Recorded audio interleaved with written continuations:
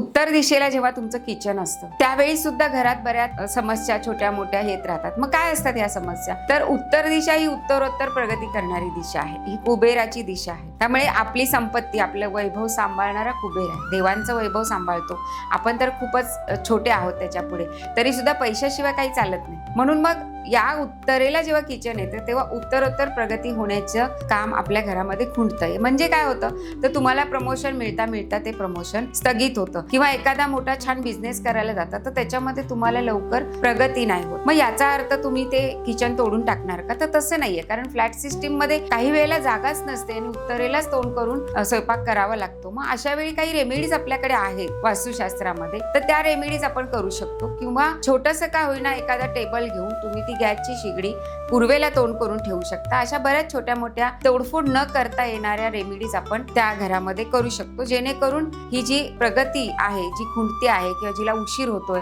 ज्या प्रमोशन मिळण्याला उशीर होतोय, किंवा पगार वाढ होत नाही, इन्क्रीमेंट मिळत नाही, या सगळ्या गोष्टी ज्या हळूहळू होत असतात त्या गती घ्यायला सुरुवात करतात. त्यामुळे उत्तर ही पण जलतत्वाचीच दिशा आहे, कुबेराची आहे, आणि त्या तिथे अग्नितत्व जातं. त्यामुळे ईशान्येला जे समस्या जाणवतात त्याच समस्या आपल्याला उत्तर दिशेला किचन असल्यावर सुद्धा जाणवतात.